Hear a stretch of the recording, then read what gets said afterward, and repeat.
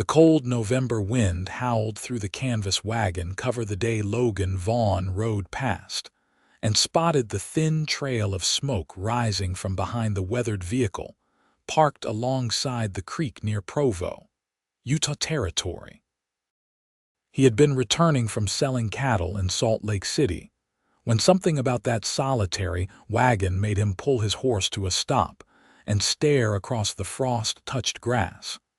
It was 1878, and the territory was harsh to those who tried to survive alone. Logan knew that better than most, having built his ranch with nothing but determination and the sweat of his own labor over the past 8 years. He was 30 years old now, weathered by sun and wind, but still young enough to remember what it felt like to have nothing. The sight of that wagon stirred something in his chest, a memory of cold nights and hunger that he had fought hard to leave behind. He guided his horse down the embankment and approached slowly, not wanting to startle whoever might be inside. As he drew closer, he could see that the wagon was old, the wood cracked and splintering in places, the canvas patched with what looked like pieces of old clothing sewn together. The wheels sat at odd angles in the mud, and he suspected at least one axle was damaged beyond repair. A woman emerged from the back of the wagon as he approached, her hand holding a rifle that looked too heavy for her thin arms. Her dark auburn hair hung in a braid over her shoulder, and despite the gauntness of her face, Logan could see she was young, probably not much more than 20. Her brown eyes watched him with a mixture of fear and defiance that made him stop his horse a respectful distance away. "Madam," he said, touching the brim of his hat, "I do not mean any trouble. I was riding past and saw your wagon. Are you in need of assistance?" The woman's grip on the rifle did not loosen. "I am managing just fine, thank you. You can be on your way."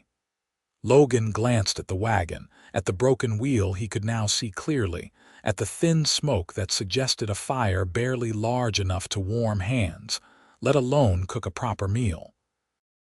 "That wheel looks like it will not carry you much further." "I said I am managing."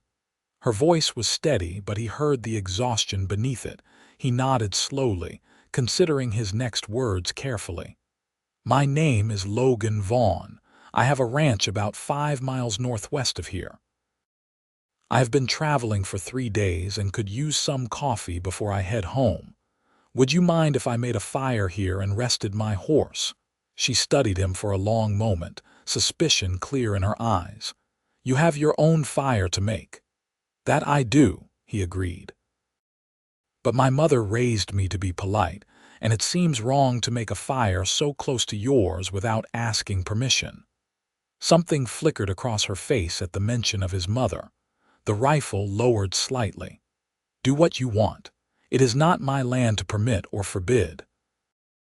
Logan dismounted and began unpacking his saddlebags, moving slowly and keeping his hands visible.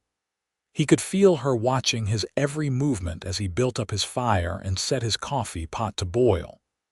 The November sun was already sinking toward the mountains, and the temperature was dropping fast. "My name is Rebecca Barnes," she said finally, when the coffee was ready and the smell filled the cold air between them. "And I would accept a cup of that coffee if you are offering." He poured 2 cups and walked slowly toward her, stopping a few feet away and extending one. She took it with hands that trembled slightly, though whether from cold or hunger or fear he could not tell. "How long have you been here, Miss Barnes?" he asked, returning to his own fire. "It is Mrs. Barnes," she corrected quietly, "though I suppose it makes no difference now. My husband died 3 weeks ago from fever. We were heading to California, but the wagon broke down here and then he got sick, and I buried him up on that hill." She gestured toward a rise behind the wagon, where Logan could now see a pile of stones marking a grave. "I am sorry for your loss." She sipped the coffee, her eyes closing briefly as the warmth spread through her. "We should not have come west. We had nothing back in Missouri, but at least we were not dying in the middle of nowhere. But James, he had such dreams about California, about the opportunities there. He convinced me it would be better. Logan watched her over his cup. Even exhausted and thin, there was a strength to her that he recognized. She had not given up despite everything. That took a particular kind of courage. "You cannot stay here through winter," he said simply. "The snows will come soon, and when they do, this wagon will not protect you." "I do not have money for lodging in town," she replied. "Everything we had went to supplies for the journey, and most of those supplies are gone now." The words came to Logan before he had fully formed the thought, rising from some place deep in his chest where loneliness lived. "My house has empty rooms and a warm fire. You are welcome to stay until you figure out what you want to do next." Rebecca's eyes snapped to his face, searching for something. "Why would you offer that to a stranger?" "Because I remember what it was like to have nothing," he said honestly. "Because it is going to freeze tonight and I cannot ride away knowing you are out here. Because it is the right thing to do. I cannot pay you. I am not asking for payment. I am offering help." She was quiet for a long time, staring into her coffee cup. Logan could see the war happening behind her eyes, pride battling with practicality, fear fighting with hope. Finally, she looked up at him. "What would you expect of me?" He understood what she was really asking and met her eyes directly. "I would expect you to sleep in the guest room, to eat at my table, and to stay warm by my fire. Nothing more. You would be a guest, Mrs. Barnes, not payment for my charity." "I do not want charity." "Then you can help with cooking and mending if it makes you feel better about it. God knows my socks could use someone who knows how to work a needle properly." He said it lightly, trying to ease the tension in her shoulders. Another long silence stretched between them. The sun touched the mountain peaks, painting them gold and red. The temperature dropped another degree, then another. "Just until spring," Rebecca said finally. "Until the pass is clear and I can continue to California." "Until spring," Logan agreed, though something in his chest pulled tight at the thought of her leaving even as she agreed to stay. They spent the next hour salvaging what they could from her wagon. She did not have much, just a trunk of clothes, some cooking supplies, a few books, and a small wooden box that she held carefully, not offering to show him what was inside. Logan did not ask. Everyone had their private treasures, their small pieces of the past they could not bear to leave behind. He fashioned a travois from branches and rope to carry her belongings, since his horse could not manage both riders and all her possessions. As darkness fell completely, they started the journey to his ranch, with Rebecca riding his horse and Logan walking alongside, leading the animal through the moonlit landscape. "Tell me about your ranch," Rebecca said after they had traveled in silence for nearly an hour. "It is not much," Logan replied, grateful for the conversation to keep his mind off the cold.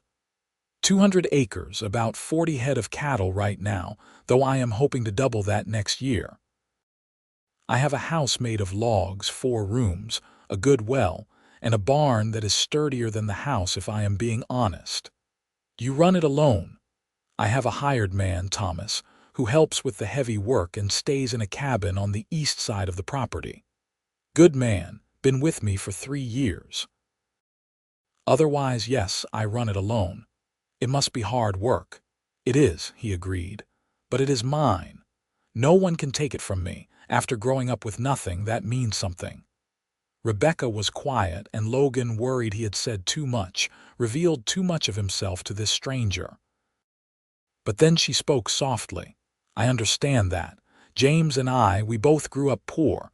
That is why the dream of California meant so much to him, the idea that we could build something of our own." Her voice broke slightly on her husband's name. "How long were you married?" 2 years. "We married when I was 18. He was 21, Worked in a mill back in Missouri. We saved for a year to buy the wagon and supplies for the journey." She paused. "I do not know what I am supposed to do now. The plan was always California together. I do not know how to have a plan without him." Logan wanted to say something comforting, but he had never been good with soft words. Instead, he said, "You do not have to figure it all out tonight. One day at a time is enough." They crested a small rise, and his ranch came into view below them, the house a dark shape against the starlit land, smoke rising from the chimney where he had banked the fire before leaving 3 days ago. It was not much, but it was home, and in that moment Logan felt a fierce pride in what he had built. "That's it," he said. "Welcome to the Vaughn Ranch." Rebecca leaned forward in the saddle, studying the property. "It looks solid," she said. "Well built." "I did most of the work myself," he admitted. "Took me 2 years to get the house finished. The barn came first, actually. I lived in there the first winter." They approached the house, and Logan helped her down from the horse. She swayed slightly when her feet hit the ground, and he realized how exhausted she must be. How long had she been surviving on short rations and little sleep, keeping watch alone in that broken wagon? "Let me get you inside and warm," he said. "The fire should still have some life in it." The house was cold, but not frozen.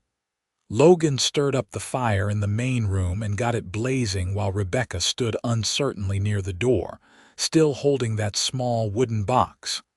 In the firelight, he could see her more clearly now. She was thin, too thin, with dark circles under her eyes and a hollow look that spoke of grief and hunger. But she was also lovely in a way that made his chest tight, with delicate features and those expressive brown eyes that seemed to see right through him. "The guest room is through there," he said, gesturing to one of the doors off the main room. "It has a bed and a stove. Let me get that fire started for you." He moved past her, careful not to crowd her, and entered the small bedroom. It was sparse, just a bed with a straw mattress, a small table, a chair, and the iron stove in the corner. He had built the room thinking maybe one day he would have family visit, though his parents were dead and his only brother had moved to Oregon years ago. The room had sat empty, waiting. He got the fire going and stood back. "It should warm up soon. I will bring in your trunk." "Mr. Vaughn," Rebecca said from the doorway. When he turned, he saw tears on her cheeks, though her voice remained steady. "Thank you. I know I do not have any reason to trust you, and you have no reason to help me, but thank you. You can call me Logan," he said gently. "And you are welcome." He brought in her belongings and then left her to settle in, returning to the main room to start preparing a meal. His pantry was well stocked, since he had bought supplies in Salt Lake City. He put together a stew with beef, potatoes, carrots, and onions, letting it simmer over the fire while he tended to his horse and checked on the livestock. Thomas appeared from his cabin while Logan was in the barn, his weathered face curious. "Thought I saw you ride in." "Who is the woman?" Logan explained the situation briefly, watching Thomas's expression for any sign of judgment or concern, but the older man just nodded. "Good thing you found her before the snow came. That would be a hard way to die, alone in a broken wagon." He paused. "She seems decent." "I think so. She is a widow, heading to California before her husband died. Just needs a place to recover before she continues on." Thomas studied him for a moment longer than was comfortable. "You have a soft heart, Logan. Just be careful it does not get you into trouble." "It is just Christian charity," Logan said, though the words felt incomplete even as he spoke them. When he returned to the house, Rebecca had emerged from her room and was standing by the stove, looking uncertain. She had changed into a clean dress, though it hung loosely on her thin frame, and had rebraided her hair. In the warm firelight, he could see color returning to her cheeks. "Something smells wonderful," she said softly. "Just stew, nothing fancy, but it should fill you up." They ate at his simple wooden table, an awkward silence stretching between them at first. Logan was not used to company, especially not the company of a woman in his home. But gradually, Rebecca began to talk, sharing small details about her journey west, about the people they had met along the trail, about the hopes they had carried with them. "James wanted to open a store in Sacramento," she said. "He was good with numbers, with figuring out what people needed. I was going to make bread and cakes to sell. We had it all planned out." "What do you want?" Logan asked. "Not what James wanted, but what do you want for yourself now?" Rebecca looked startled by the question. "I do not know," she admitted. "I have not thought about it that way. We were always making plans together. I am not sure I know how to want something just for myself." "You have time to figure it out," he said. "No one is going to rush you." After dinner, Rebecca insisted on cleaning up, even though Logan could see exhaustion dragging at her. He did not argue, sensing that she needed to feel useful, to feel like she was earning her keep despite his assurances that she was a guest. When the kitchen was clean, they sat by the fire for a while, not speaking much, just letting the warmth soak into their bones. Logan found himself watching her from the corner of his eye, noticing the way the firelight caught in her auburn hair, the way her hands moved gracefully, even when she was just folding the dish towel, the way she seemed to be slowly relaxing as the heat and food and safety began to register. "I should turn in," she said finally.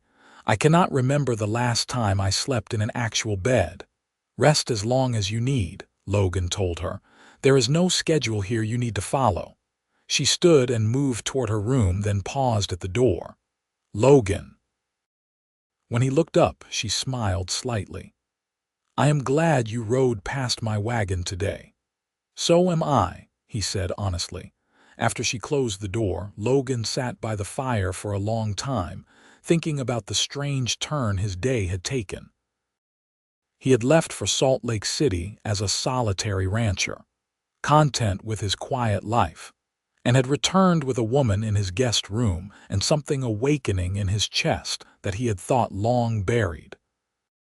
He had loved once before when he was younger, but the girl had chosen someone with better prospects, someone who did not smell of cattle and hard work. He had built his walls carefully after that, focusing on the ranch, on building something that could not be taken from him. But now, sitting in his quiet house with Rebecca sleeping in the next room, those walls felt less solid than they had this morning. Finally, he banked the fire and went to his own room. As he lay in bed, listening to the wind howl outside, he found himself grateful for the sturdy roof over their heads, for the warmth that would keep them safe through the night, and for whatever impulse had made him stop when he saw that wagon by the creek. The first snow came 3 days later, heavy and wet, covering the ranch in a blanket of white that made everything silent and still. Logan went about his daily work, checking the cattle, making sure the barn was secure, chopping wood to keep the fires going. Rebecca had settled into a routine as well, cooking meals, mending his clothes as she had promised, and slowly beginning to look healthier as regular food and warmth did their work. They fell into an easy rhythm, learning to move around each other in the small house without getting in each other's way. Rebecca proved to be an excellent cook, much better than Logan, and she seemed to take quiet satisfaction in preparing meals that actually tasted like food rather than fuel. Logan noticed she always made extra, and he realized she was sending portions to Thomas in his cabin, making sure the hired man was well fed too. One evening, about a week after she arrived, Logan came in from the barn to find Rebecca standing at the window, looking out at the snow-covered landscape. Her expression was distant, sad, and he knew she was thinking about her husband. "It is hard," he said quietly, hanging up his coat.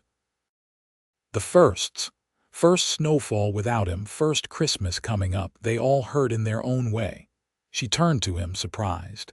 "You sound like you know about loss." "My parents died when I was 22. Father first, then mother 6 months later. I think she just gave up after he was gone. They had been together since they were 16. He moved to the fire, warming his hands. "I thought I would die from the grief at first. But you keep waking up, keep putting one foot in front of the other, and eventually the hurt becomes something you can carry instead of something that crushes you." "Does it ever stop hurting completely?" "No," he said honestly, "but it becomes different, less sharp. You learn to remember the good things without the pain swallowing everything else." Rebecca was quiet for a moment, then said, "James would have liked you. He always respected men who built things with their own hands, who worked hard for what they had. I wish I could have met him." "He was a good man," she said softly. "Not perfect, but good. He made me laugh. I miss that most, I think. The laughing." Logan wanted to reach out to offer some physical comfort, but he kept his hands to himself. "You will laugh again," he promised. "Maybe not today or tomorrow, but you will."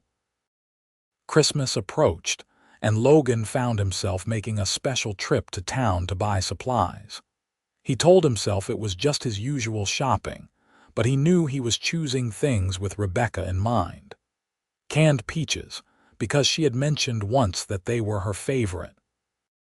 A length of blue fabric, because he had noticed her dresses were all worn thin. A new book, because he had seen her reading her old ones over and over by the firelight. When he returned and she saw the peaches, her face lit up in a way that made his heart stutter. "How did you remember?"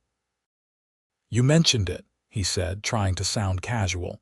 "Figured they would be a nice treat for Christmas dinner." She looked at him for a long moment, something shifting in her expression. "You are a kind man, Logan Vaughn." Christmas Day dawned clear and cold. Rebecca had decorated the house with pine branches she had collected during the one warm day the previous week, filling the rooms with the sharp, clean scent of evergreen. She made a feast with a chicken Logan had traded for in town, potatoes, biscuits, and a pie made with dried apples. They ate together at the table, the windows showing the white landscape beyond, the fire crackling warmly behind them. After dinner, Logan brought out a small package wrapped in brown paper. "I got you something," he said, feeling suddenly awkward. "It is not much." Rebecca opened it carefully to find the blue fabric. Her eyes filled with tears, but they were not entirely sad tears. "Logan, this is too much. You need a new dress," he said. "And I thought the blue would look nice, match your eyes." He realized what he had said and felt heat creep up his neck. "I mean, it is a good color, practical." She laughed, a real laugh, and Logan felt like he had won something precious. "My eyes are brown, but I appreciate the thought." She stood and moved around the table, then did something that shocked them both. She leaned down and kissed his cheek. "Thank you. For the fabric, for the home, for everything." Logan sat frozen, feeling the ghost of her lips on his skin. "You are welcome," he managed. They sat by the fire that evening, and Rebecca asked him to tell her about building the ranch.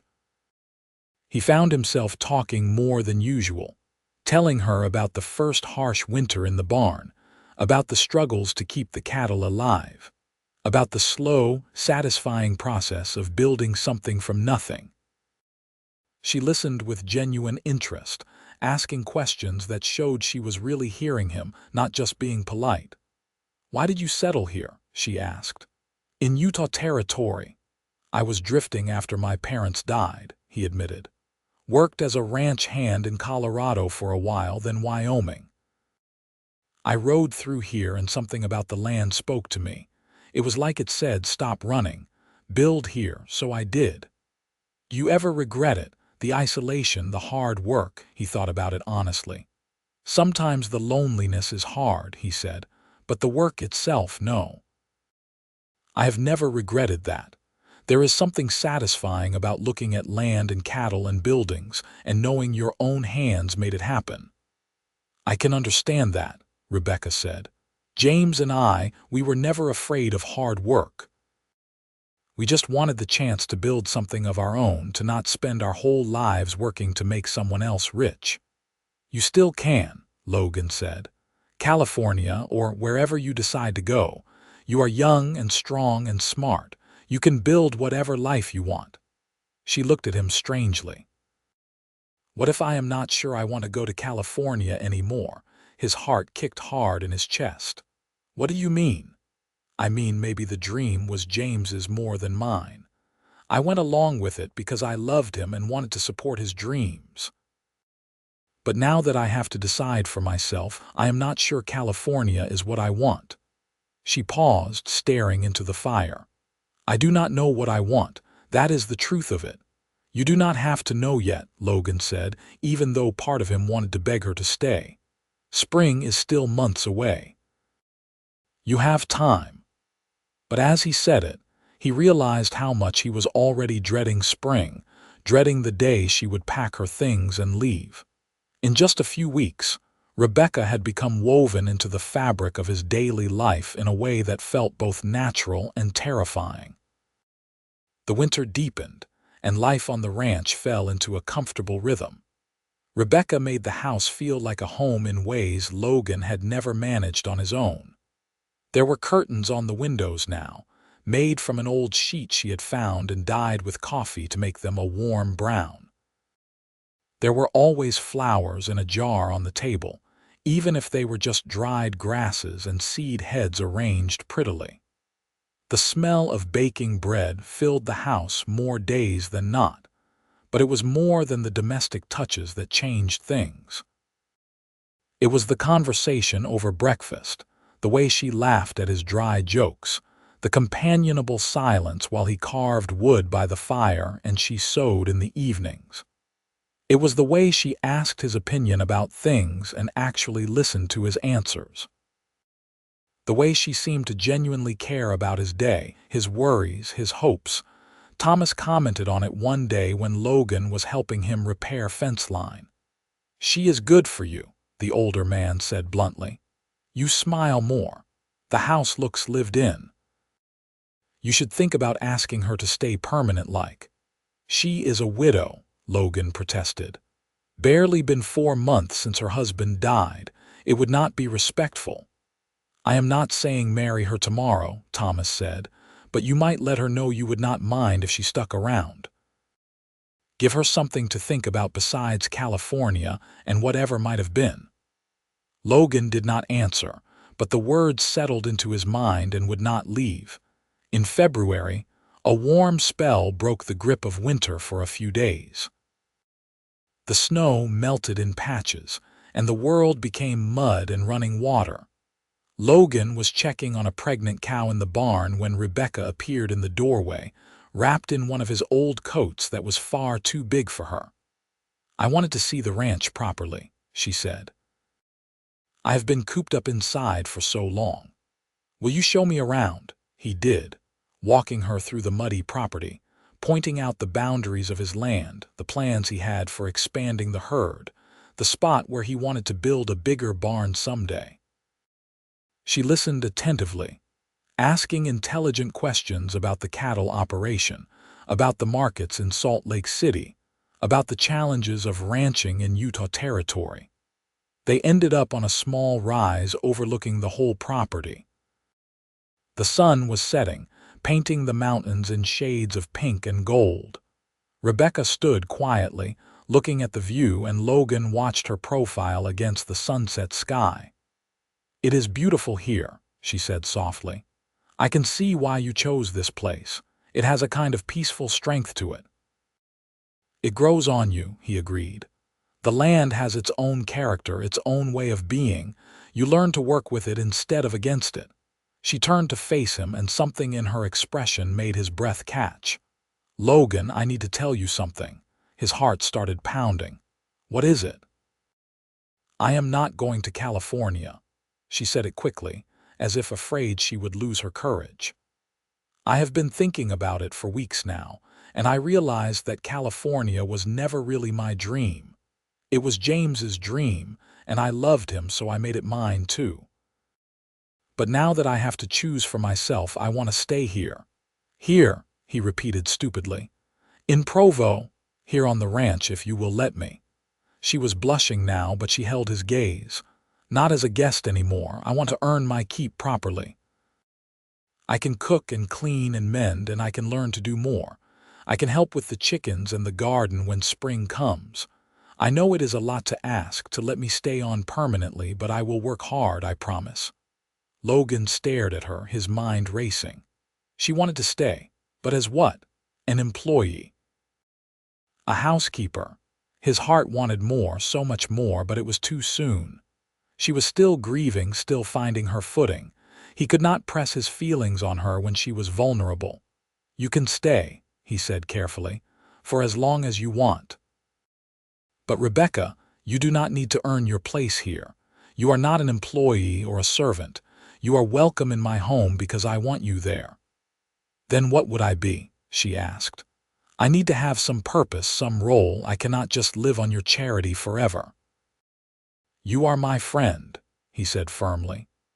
You are someone who makes this house feel less empty, who makes the days better just by being in them. Is that not purpose enough? She looked at him with those expressive brown eyes, and he saw hope and fear and something else he did not dare name. Is that really all I am? A friend? His heart hammered so hard he was sure she could hear it. What do you want to be? He asked quietly. I do not know, she admitted. It has only been 4 months since James died. I know it is too soon to think about anything more than friendship. But Logan, I feel things when I am with you. Things that scare me because I am not sure if they are real or if I am just grateful for your help. I do not want to do anything that would disrespect James's memory, but I also feel like I am lying every time I pretend I do not notice the way you look at me sometimes. Logan's breath stopped. How do I look at you? Like I matter, she whispered. Like you see me as more than just a stray you took in from the cold. And it makes me feel alive in a way I have not felt since before James got sick. He wanted to close the distance between them, to pull her into his arms and tell her everything he had been feeling for weeks now. But he forced himself to stay still, to think past the pounding of his heart. Rebecca, I care about you, he said slowly. More than I probably should, considering the circumstances. But I do not want you to feel pressured, and I do not want you to make any decisions based on gratitude or fear of being alone. You need time to grieve, to heal, to figure out who you are now that your life has changed so much. What if I do not want to wait? She asked. What if I want to start building a new life now? Then we go slow, he said firmly. We take our time. We make sure what we are feeling is real and lasting, not just two lonely people clutching at each other in the dark. You deserve better than that. James deserves better than that. And honestly, so do I. She studied his face for a long moment, then nodded slowly. You are right. I know you are right. It is just hard to be patient when I feel like I have already lost so much time. We have time, Logan said gently. All the time you need. They walked back to the house in the fading light, not touching but somehow closer than they had been before. That night, sitting by the fire, Logan felt a sense of rightness settle over him. Whatever was happening between them, it was real and worth protecting, worth taking the time to do right. Spring came slowly to Utah territory that year. The snow melted in fits and starts, revealing dead grass and mud before the first green shoots began to appear. Rebecca threw herself into preparing for the growing season, planting a large vegetable garden and flower beds around the house. She ordered seeds from town and spent her evenings sketching layouts and reading gardening advice in old almanacs.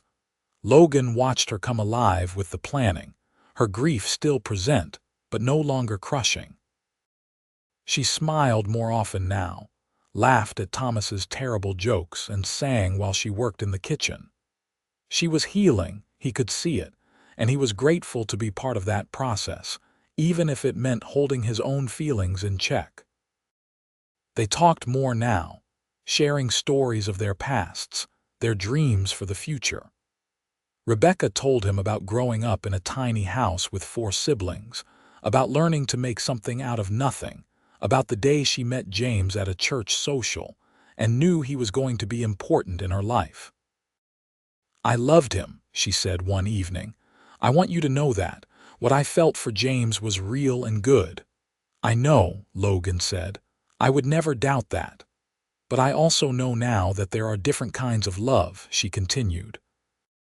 "The love I had with James was young and hopeful and built on shared dreams of the future. What I feel growing with you is different. It is built on seeing each other through hard times, on honesty and respect and shared work. It is not less than what I had before, just different." "And what do you feel?" Logan asked, his heart in his throat. "What is growing with me?" She met his eyes across the firelight. "Love," she said simply. "I am falling in love with you, Logan Vaughn. I did not mean to, and I am not sure it is the right time, but it is happening anyway. And I needed you to know." Logan set down the piece of wood he had been carving and stood. He crossed to where she sat and knelt beside her chair. "I am in love with you too," he said. "I have been for weeks, maybe since that first night when you stood in my doorway with tears on your face and thanked me for bringing you home. I know it is complicated. I know the timing is hard, but I love you, Rebecca Barnes, and I want to build a life with you if you will have me."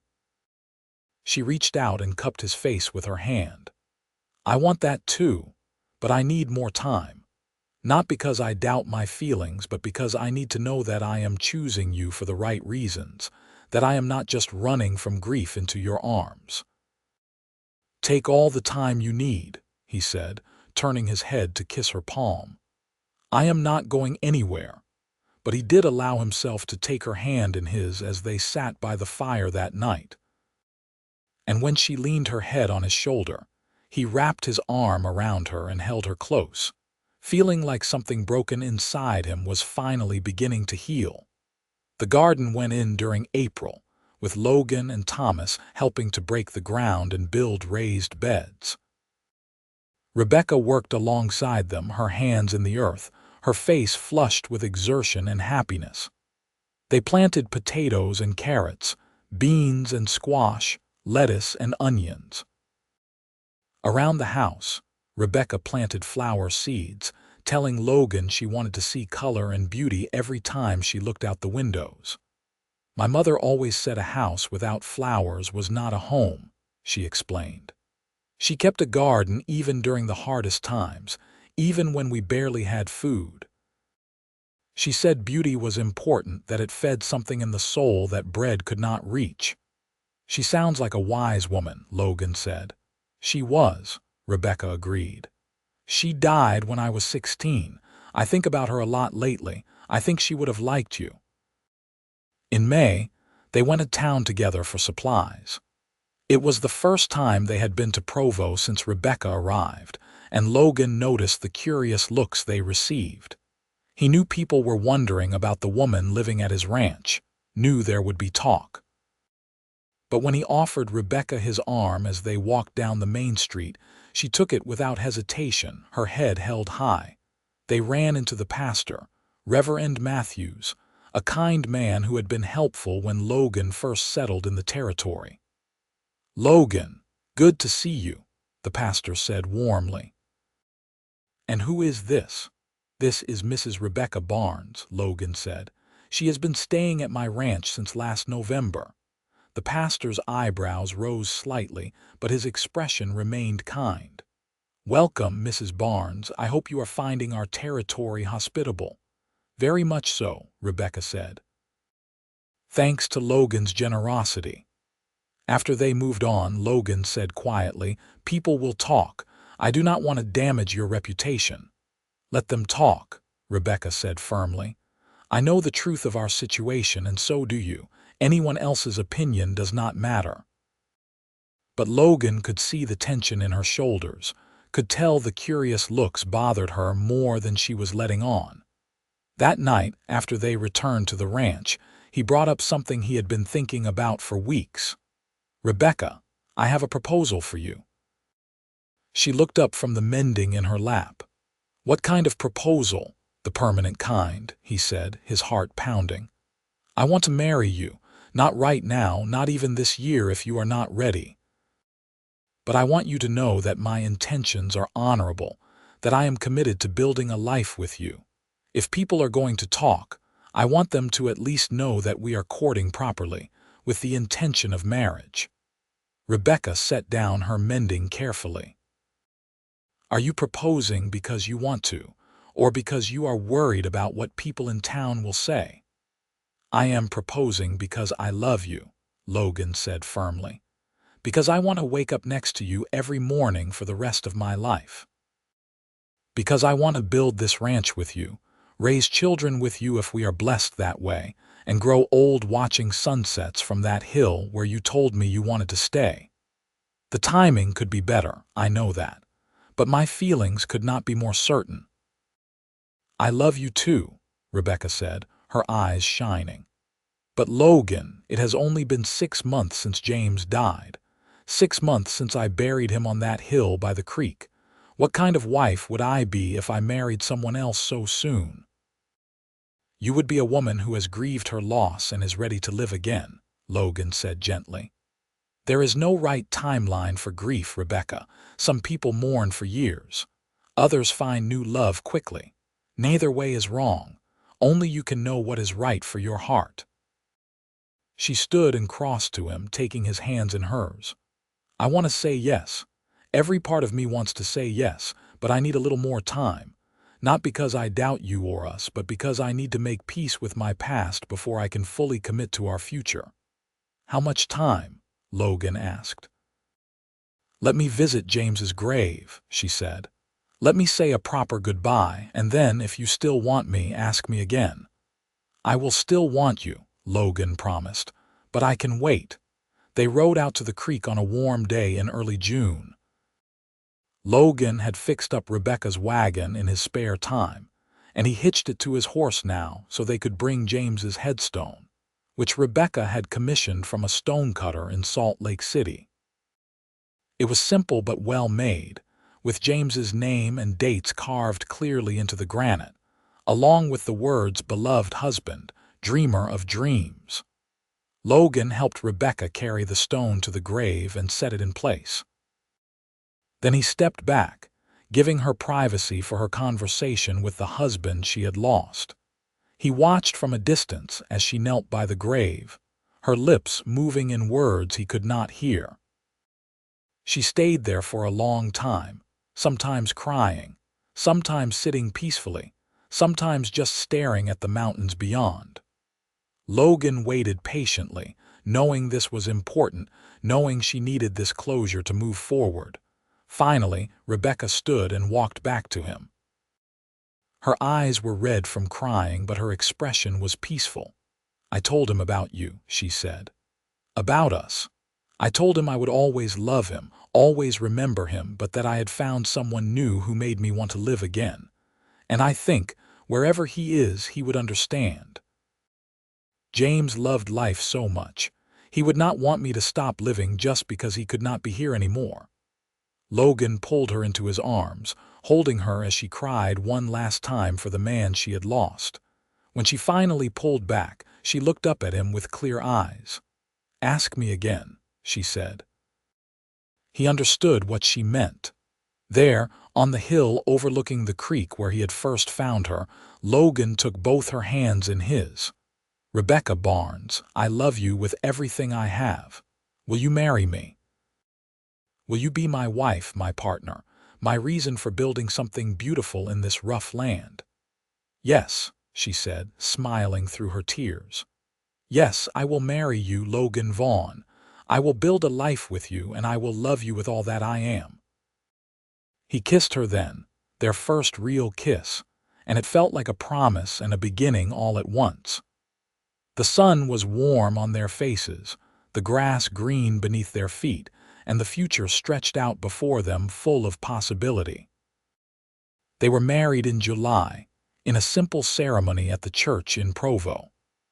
Thomas stood as Logan's witness, and a woman from town who Rebecca had befriended stood as hers.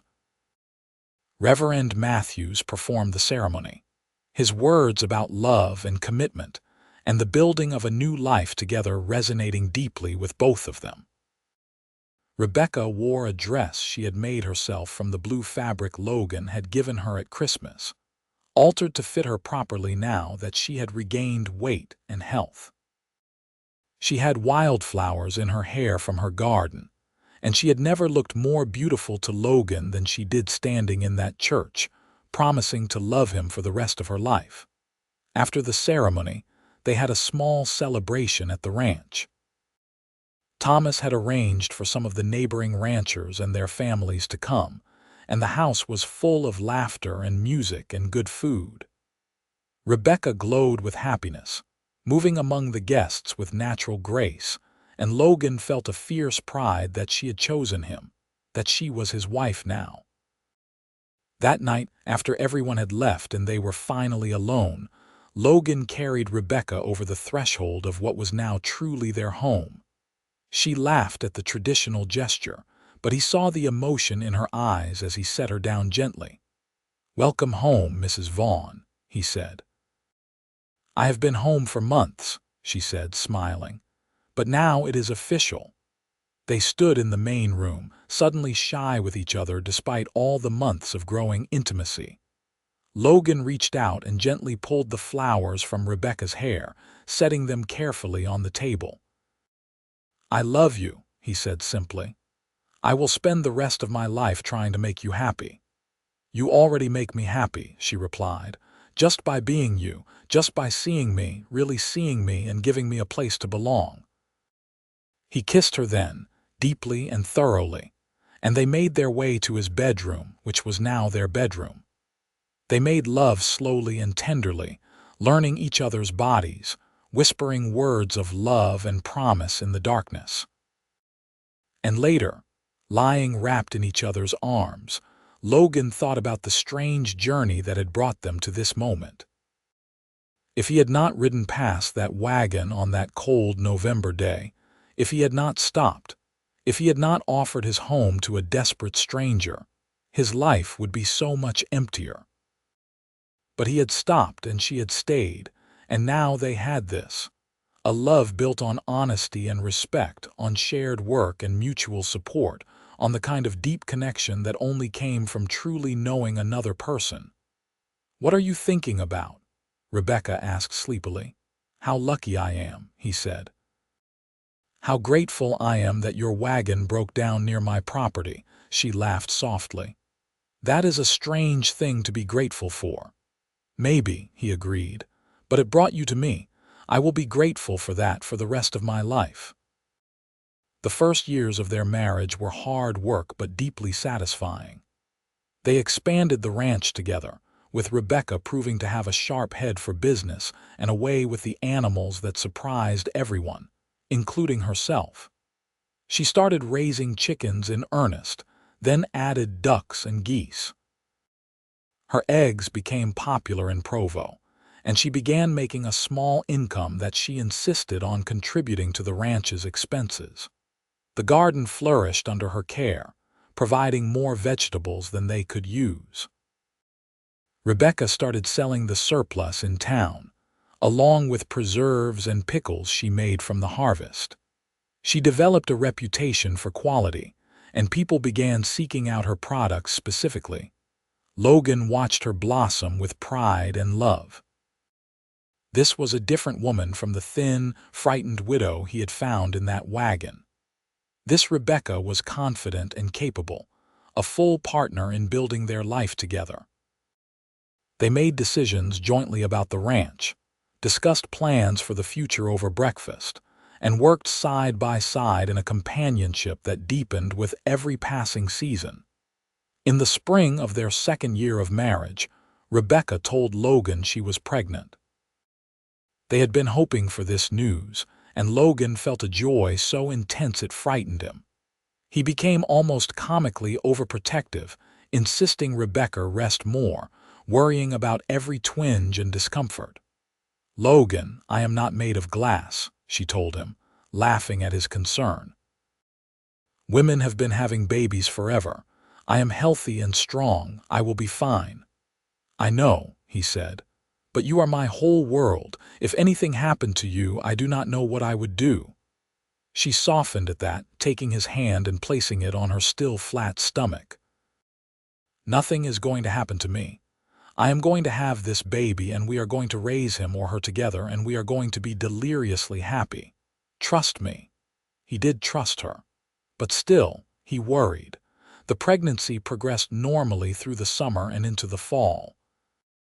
Rebecca continued her work as long as she felt able, only finally slowing down in the last month when moving became difficult. In late November, almost exactly 3 years after Logan had found her in that wagon, Rebecca went into labor. The midwife from town came to help, and Logan paced outside the bedroom, listening to the sounds from within and feeling more helpless than he had ever felt in his life. Thomas found him there in the early morning hours and sat with him, offering silent companionship. "She is strong," the older man said. "She will be fine." "How do you know?" Logan demanded, fear making his voice sharp. "Because she is Rebecca," Thomas said simply. "That woman has survived things that would have broken most people.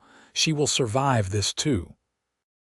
Finally, as the sun rose over the mountains, Logan heard the sound he had been waiting for, a baby's cry, strong and healthy and indignant. Moments later, the midwife emerged, smiling. "Congratulations, Mr. Vaughn. You have a son, and your wife is doing wonderfully." Logan rushed into the room to find Rebecca propped up in bed, exhausted but radiant, holding a tiny bundle wrapped in blankets. She looked up at him with tears streaming down her face. "Logan, come meet your son." He approached carefully, awed by the tiny life in her arms. The baby had a shock of dark hair and a red, scrunched-up face. He was perfect. "What should we name him?" Rebecca asked. Logan thought for a moment, then said, "What about Lucas? It means light. He could be our light, the symbol of the new life we have built together." "Lucas Vaughn," Rebecca said, trying it out. "Yes, I like it. Hello, Lucas. Welcome to the world, little one." Logan sat on the edge of the bed and put his arm around his wife, looking down at their son. He thought about that cold November day 3 years ago, about the desperate woman in the broken wagon, about the impulsive offer that had changed his life forever. He thought about empty rooms and warm fires, about loneliness and love, about the strange and beautiful ways life could surprise you. "Thank you," he whispered to Rebecca. "For what? For staying, for loving me, for giving me this." He gestured to the baby, to the room, to the life they had built together. "For making my house a home." She leaned her head against his shoulder, careful not to jostle the baby. "Thank you for stopping, for seeing me when I needed to be seen, for giving me a place to heal and a reason to live again." They sat there as the morning light filled the room, the three of them together, a family now. And Logan knew that whatever challenges lay ahead, whatever hardships the future might bring, they would face them together. That was the promise they had made, standing on that hill overlooking the creek. To build something beautiful together, to choose each other every day, to make a home not just from logs and land, but from love and commitment and shared dreams. Lucas grew into a healthy, energetic toddler who kept his parents busy and laughing. He had Rebecca's expressive eyes and Logan's determination, and he was fascinated by everything on the ranch. By the time he was 2, he was following Logan around like a shadow, wanting to help with every task. When Lucas was 3, Rebecca became pregnant again. This pregnancy was harder than the first, and Logan worried constantly, but Rebecca remained calm and confident. "Lightning does not strike twice," she told him. "This baby will be fine, just like Lucas was." She was right. Their daughter was born in the spring of 1884, a tiny thing with auburn hair like her mother's and lungs that could wake the entire household. They named her Lily, after the wildflowers that bloomed in Rebecca's garden every year. The ranch continued to prosper. Logan and Thomas expanded the cattle operation, and Rebecca's side businesses grew as well. She was teaching Lucas his letters and numbers, and the boy showed a quick intelligence that delighted both his parents. One evening, when Lucas was 5 and Lily was 2, Logan stood on the porch watching Rebecca in the garden with the children. Lucas was supposedly helping her weed, but he was mostly playing with the earthworms he found. Lily was toddling between the rows, picking flowers and laughing at everything. Thomas joined Logan on the porch, following his gaze. "You have built something good here," the older man said. "Not just the ranch, but the family, the home." "I got lucky," Logan said. "That day I rode past that wagon. If I had been 5 minutes earlier or later, I might have missed her completely. Our whole lives would be different." "Maybe," Thomas agreed. "Or maybe you were meant to find her. Maybe that wagon broke down right there specifically so your paths would cross." Logan smiled at the romantic notion. "You are getting soft in your old age, Thomas." "Maybe I am," the older man agreed. "But watching you two, watching how you love each other and those children, it gives an old bachelor like me hope. Proves that good things can come out of hard times." That night, after the children were asleep, Logan and Rebecca sat on the porch together, watching the stars come out over the mountains. She was leaning against him, her head on his shoulder, their hands intertwined. "You ever think about that day?" she asked. "The day you found me?" "All the time," he admitted. "I think about how close I came to not stopping. I almost rode right past. I was tired and wanted to get home, and I almost convinced myself that whoever was in that wagon did not need help.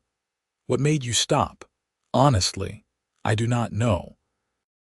Something just told me I needed to check, needed to make sure whoever was there was all right. Call it instinct, call it divine intervention, call it whatever you want. I am just grateful I listened."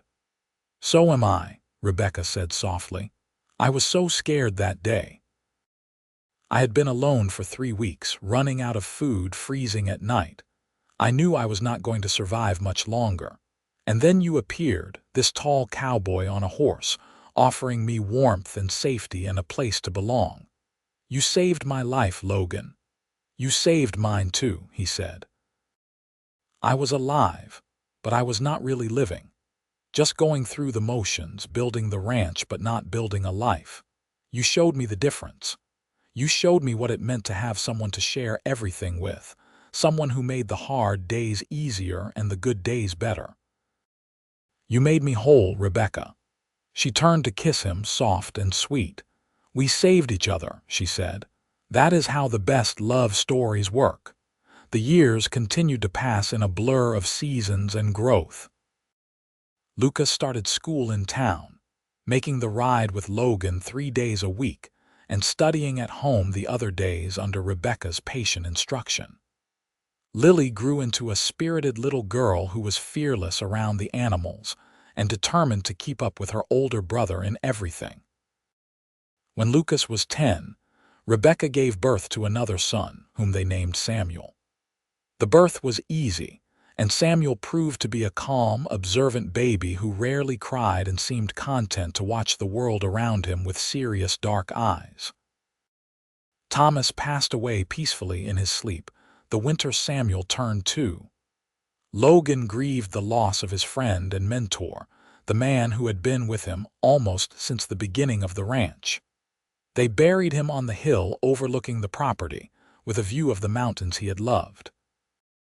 "He lived a good life," Rebecca said, holding Logan as he cried. "He died doing what he loved, living where he wanted to be. That is all any of us can hope for."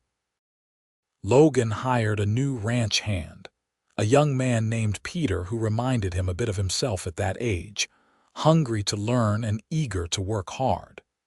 He taught Peter everything Thomas had taught him, feeling the weight of responsibility to pass on that knowledge. Life settled into new rhythms. Lucas, now 15, was tall and strong, helping with the ranch work like a full hand. He had his father's way with cattle and his mother's head for business, and Logan knew the ranch would be in good hands when he eventually passed it on. Lily, at 12, was dividing her time between helping her mother with the growing egg and preserve business and spending hours in the barn with the horses. She had a natural way with the animals that amazed everyone. Samuel, now 7, was the quiet one, always reading or watching, taking everything in with those serious eyes. One evening, when the children were all occupied with their own tasks, Logan found Rebecca in the garden. It was summer and the flowers were in full bloom, just as she had dreamed all those years ago. She was deadheading roses, humming to herself, and the evening light caught in her auburn hair, now threaded with silver. "You are staring," she said without turning around, smiling. "Can you blame me?" He replied, coming up behind her and wrapping his arms around her waist. "You are still the most beautiful thing I have ever seen." She laughed and leaned back against him. "You need your eyes checked, old man." "My eyes are fine. And we are not old. We are distinguished." "Is that what we are calling it?" She turned in his arms to face him. "Logan, we have been married for over 20 years. Where did the time go?" "Into building this," he said, gesturing at the ranch, at the house, at their life. "Into raising our children and growing old together, just like we promised we would." "You have any regrets?" she asked. "Anything you wish had gone differently?" He thought about it seriously, looking back over the years they had shared. The hard times and the good times, the losses and the joys, the endless work and the precious moments of rest. "Not a single one," he said finally. "Every choice I have made since the day I met you has led me to right here, right now, standing in this garden with you in my arms. How could I regret any of it?" "I love you," she said, tears shining in her eyes. "I love James, and I will always be grateful for the years I had with him. But Logan, what we have built together, it is everything I never knew I needed. You are my home in every sense of the word." "And you are mine," he said, kissing her forehead. "My house had empty rooms and a warm fire, but it was not a home until you filled it with your presence, with your love, with your life. You and the children, you are what makes it all matter." They stood there in the garden as the sun set, holding each other, listening to the sounds of their children's laughter from somewhere on the ranch. 23 years had passed since that cold November day when Logan had ridden past a broken wagon and changed his life forever. 23 years of love and work, of challenges overcome and joys celebrated, of building something lasting together. As night fell and they walked hand in hand back to the house, Logan thought about the younger version of himself who had offered shelter to a desperate stranger. He wished he could tell that young man that it would all work out better than he could imagine, that the thin, frightened woman in the wagon would become the love of his life, that they would build not just a ranch but a family, not just a house but a home. But maybe that young Logan had known on some level. Maybe that was why he had stopped, why he had offered his empty rooms and his warm fire, why he had taken a chance on love when he had convinced himself he was content alone, because deep down, everyone needs someone to come home to. Everyone needs a place to belong. And sometimes, if you are very lucky, you find that place in another person. You find your home in someone's eyes, in their smile, in the way they make your empty rooms feel full just by being there. The years continued their steady march. Lucas married a girl from town when he was 22, a sweet woman named Emma who loved the ranch life and fit into the family like she had always been there. They built a house on the eastern edge of the property and started their own family, giving Logan and Rebecca their first grandchildren. Lily, true to her nature, took longer to settle down. She worked on the ranch, expanding the horse breeding operation and developing a reputation across the territory for training horses with patience and skill. When she finally married at 27, it was to a veterinarian from Salt Lake City who had come to the ranch to treat a sick calf and ended up falling in love with the spirited redhead who could calm any animal with a touch. Samuel followed a different path entirely. He went to school in Salt Lake City and became a teacher, eventually returning to Provo to run the town school. He married a quiet, bookish woman who taught music, and they lived in town but visited the ranch often, bringing their children to experience the land that had shaped their father. Logan and Rebecca watched their children build their lives with pride and satisfaction. They had given their kids the stability and love they needed to grow into good people. And now, they got to enjoy the fruits of that labor in the form of grandchildren who ran through the house and played in the gardens and learned to ride horses in the same fields where their parents had learned. On their 30th wedding anniversary, the whole family gathered at the ranch for a celebration. The house was full to bursting with children and grandchildren, and Rebecca's garden was in peak bloom, providing a beautiful backdrop for the festivities. As Logan stood on the porch watching his family, Rebecca came to stand beside him. Her hair was more silver than auburn now, and lines crinkled at the corners of her eyes, but she was still his Rebecca, still the woman who had stolen his heart all those years ago. "What are you thinking about?" she asked, slipping her hand into his. "About how this all started," he said. "About that broken wagon and a desperate woman and an impulsive offer. About how the best decision I ever made was stopping that day. About how my whole life changed because I took a chance on a stranger." "I was not a stranger for long," she said with a smile. "No, you were not.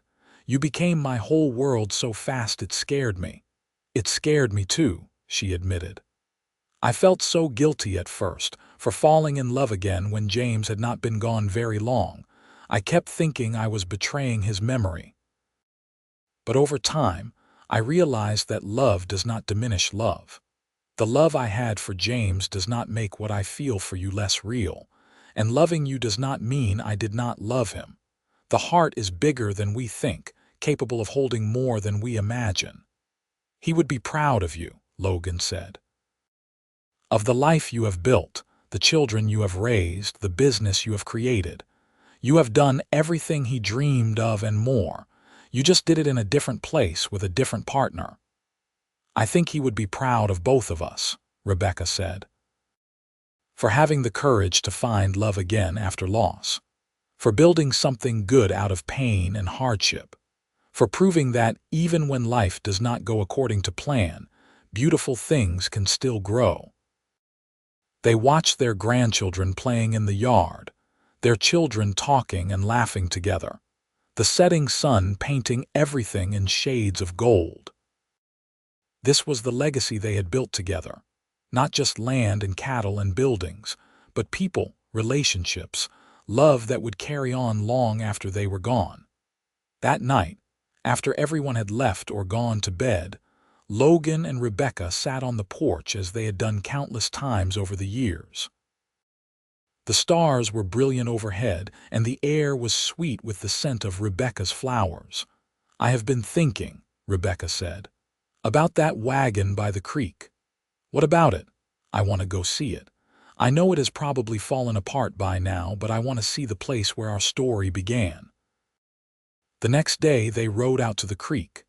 The wagon was still there, though barely recognizable now. The wood had rotted and collapsed, the canvas was long gone, and nature had begun reclaiming the space. But the bones of it remained, a skeleton of the vehicle that had brought Rebecca to this place all those years ago. They walked up the hill where James was buried. The stone was weathered now, covered in lichen, but still standing. Rebecca knelt beside it and placed her hand on the granite. "Thank you," she said softly. Thank you for loving me, for bringing me west, for dreaming big dreams even when they scared me. I am sorry you did not get to live them, but I promise you I lived. I loved again. I built a good life. I raised children who would have made you proud. Your dream of California did not come true, but I found my California right here with Logan. I hope, wherever you are, you have found your peace. Logan stood back, giving her this moment. After a while, she stood and came back to him. I needed to tell him, she said. I needed him to know that I was happy, that life turned out all right despite everything. I understand, Logan said, taking her hand. They walked back to the wagon, and Rebecca stood looking at it for a long moment. It is strange, she said. This wagon was the worst place I have ever been. Cold and lonely and full of fear. But it also brought me to the best place I have ever been. It brought me to you. My house had empty rooms and a warm fire, Logan said, remembering the words he had spoken all those years ago. But it was not complete until you filled those rooms with life and love. And now those rooms are full, Rebecca said, smiling, full of memories and family and all the beautiful things we have built together. They rode back to the ranch hand in hand, leaving the broken wagon behind.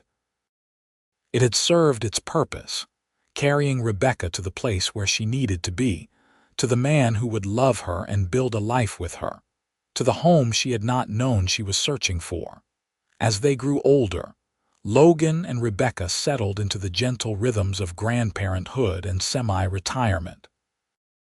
Lucas ran most of the ranch operations now, with Peter as his second in command. Rebecca still kept her garden and made her preserves, but on a smaller scale, teaching her granddaughters the skills she had learned from her own mother. They spent their days together, working side by side as they always had, but with more time now for simply being together. They took rides through the property, watching the seasons change. They sat on the porch in the evenings, talking about the past and watching the future unfold through their children and grandchildren. On Logan's 60th birthday, the whole family gathered again. There were over 20 people now, between their 3 children, their spouses, and 9 grandchildren. The house overflowed with noise and laughter and life. As the party wound down and people began to leave, Logan's oldest grandson, Lucas's son James, came to sit with him on the porch. The boy was 15, the same age his father had been when he started really helping with the ranch, and he had that same serious dedication to the work. "Grandpa," the boy said, "can I ask you something?" "Of course." "How did you know Grandma was the one?" "How did you know you wanted to marry her?" Logan smiled, thinking about the question. "Well, James, it was not one single moment. It was 1,000 small moments that added up.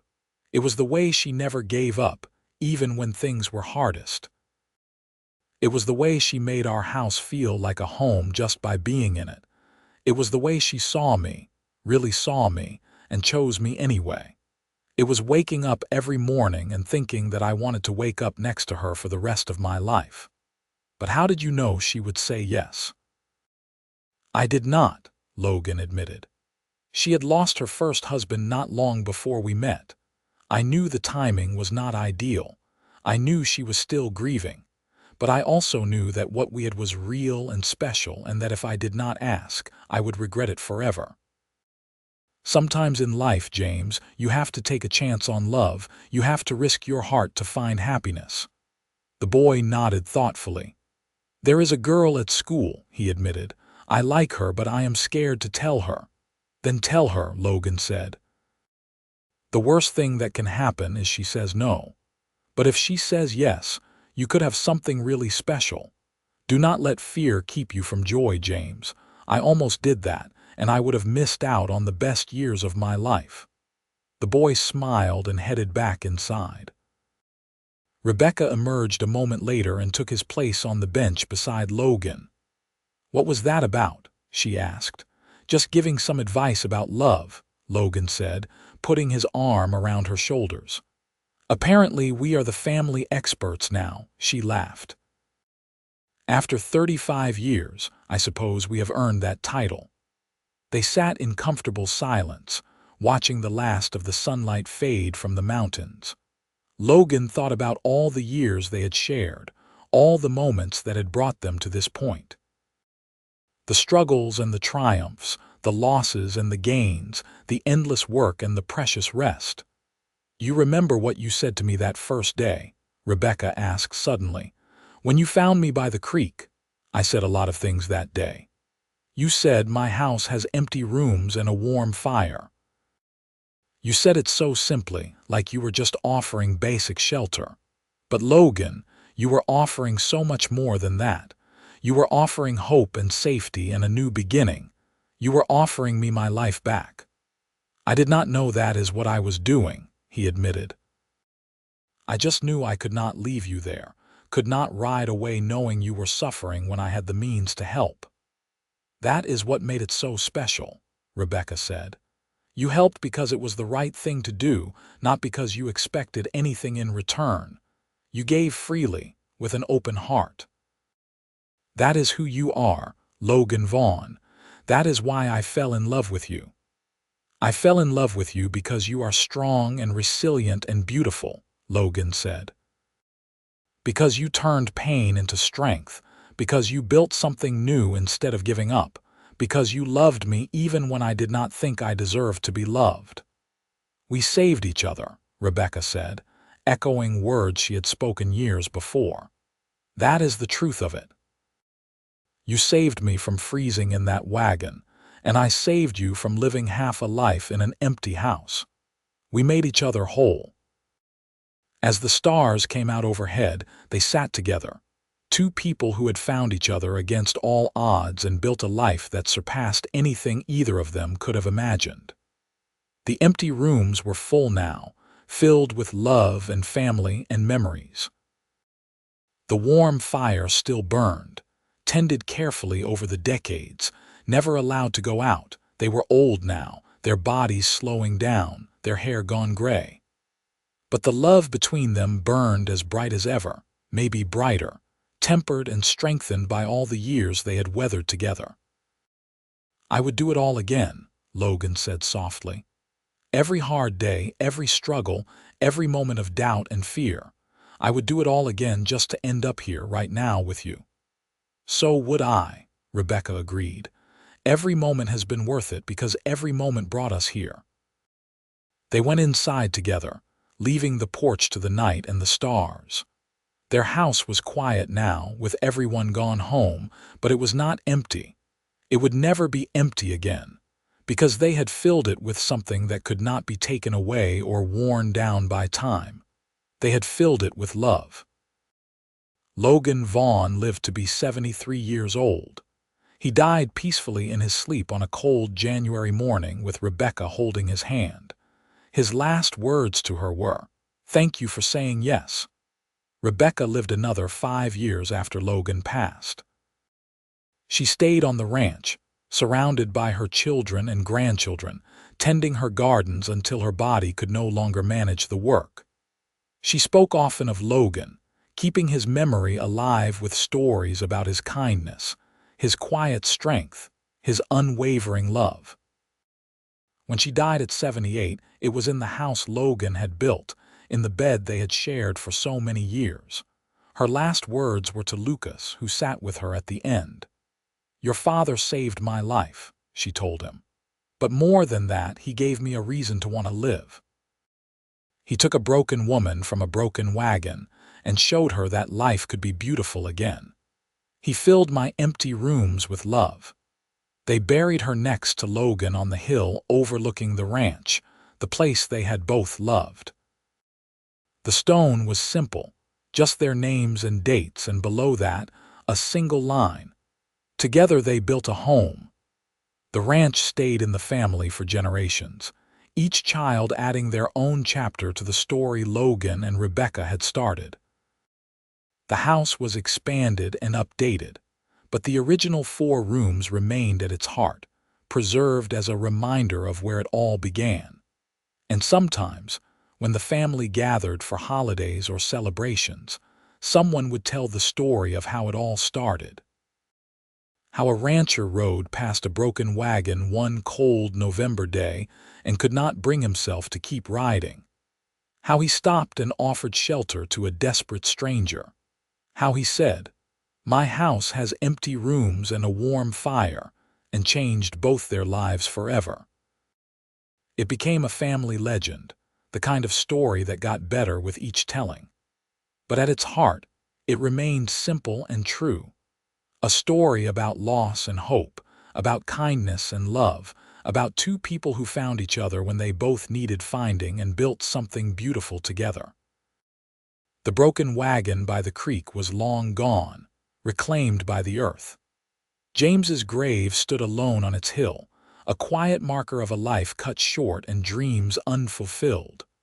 But on the ranch, in the house Logan built and the gardens Rebecca planted, life continued.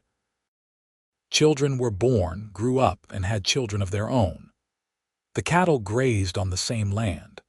The fires burned in the same fireplaces, warming generation after generation. And through it all, the love story persisted, passed down through the years like a precious heirloom. A reminder that sometimes the best things in life come from the simplest acts of kindness. That sometimes, when you open your home to a stranger, you find your family. That sometimes, the empty rooms and the warm fire are just the beginning of something bigger and more beautiful than you ever imagined possible. Logan and Rebecca's story lived on, not just in the memories of those who knew them, but in the very foundations of the life they built together. In the strong walls of the house that sheltered their family, in the fertile soil of the gardens that bloomed every spring, in the love that flowed through their descendants, teaching each new generation what it meant to build something lasting. And on cold winter nights, when the family gathered around the fire in that same main room where Logan and Rebecca had shared so many evenings, someone would inevitably say, "Tell us again about Grandpa finding Grandma in the wagon." And someone would tell the story about the empty rooms and the warm fire, about the thin woman with the rifle and the lonely rancher with the kind heart, about how love can bloom even in the hardest circumstances, about how sometimes the bravest thing you can do is stop and help a stranger. Because that is what Logan and Rebecca's story really was in the end. It was not just a love story, though it was certainly that. It was a story about the power of compassion, about the courage it takes to open your heart after loss, about the beautiful things that can grow when two people choose to build together instead of standing alone. It was a story about empty rooms that became full, about a warm fire that never went out, about a love that lasted long past the lives of those who lived it, echoing through the generations as a reminder that the best things in life are often found in the simplest acts of human kindness. And that, in the end, was the true legacy of Logan Vaughn and Rebecca Barnes. Not just the ranch they built or the family they raised, but the enduring truth they proved with their lives together. That love, real and lasting love, can be found in the most unexpected places. That sometimes all it takes is someone willing to stop, to see another person's need and to say, "My house has empty rooms and a warm fire. You are welcome here." Those words, spoken on a cold November day in 1878, had echoed through the decades, changing everything. They had turned strangers into lovers, a house into a home, and loneliness into a legacy of love that would endure for generations. And in that, they had found something more precious than gold or land or any material wealth. They had found each other, and in finding each other, they had found home.